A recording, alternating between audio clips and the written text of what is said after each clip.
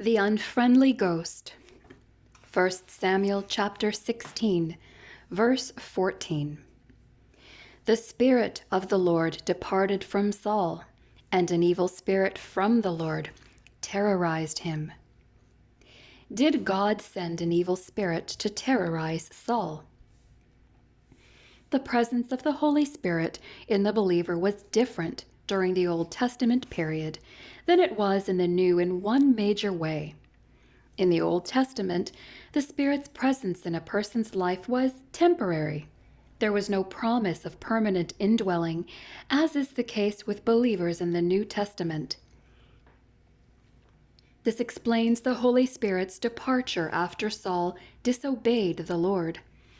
The Spirit's temporary indwelling was God's stamp of approval on Saul's kingship and the source of Saul's ability to envisage future events.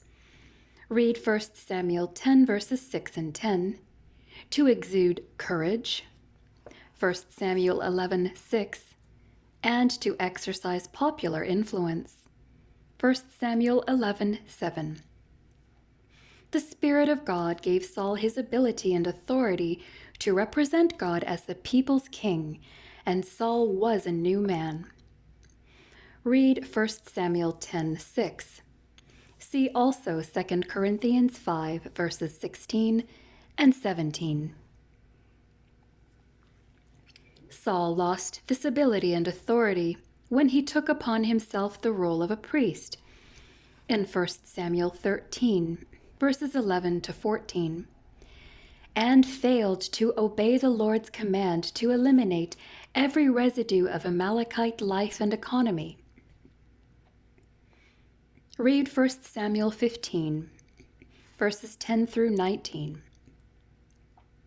Rather than fearing the Lord, in 1 Samuel 12, verses 24 and 25, Saul feared the opinions and desires of his people, effectively allowing them to spare Agag, the Amalekite king, and the best of their sheep and oxen for, of all things, a sacrifice to the Lord. Read 1 Samuel 15:24. However, the Lord always prefers obedience over sacrifice. Refer to 1 Samuel 15 verses 22 and 23. The consequences of Saul's disobedience was the departure of the Holy Spirit, which sealed the termination of his reign and initiated the arrival of a dogged evil spirit that would torment Saul to the day of his death. Read 1 Samuel 16, verses 14 and 23, as well as 1 Samuel 18, verses 10 to 12. His presence would bring Saul misery, fear, rage, murderous intent, and a grave depression. The passage is clear. The problem, however, is found in the sensitivities of the interpreters.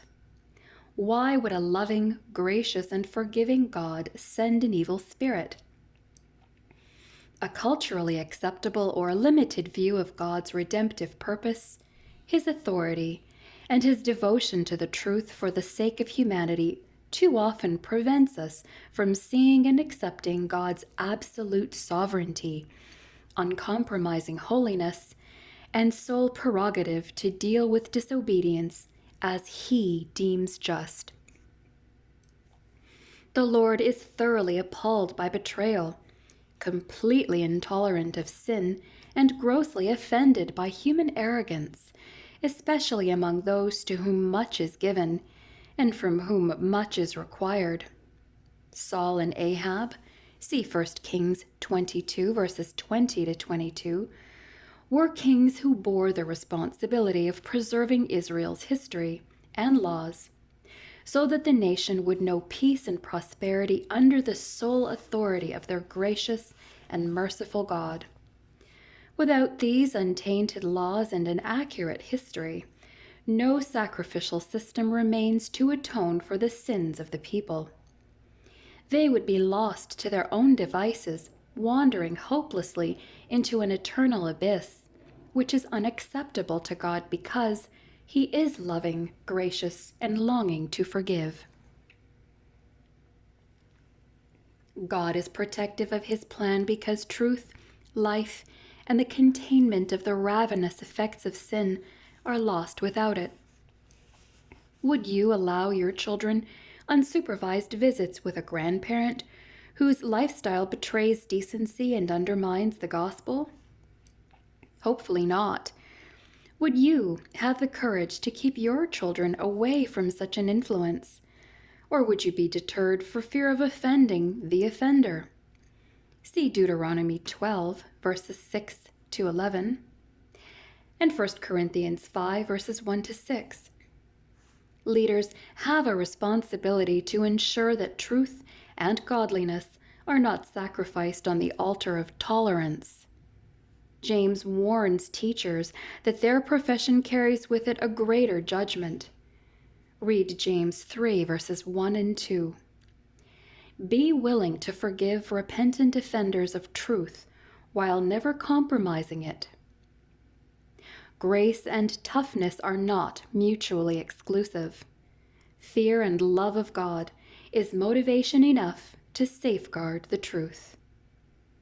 Read 1 Timothy 6, verses 20 to 21.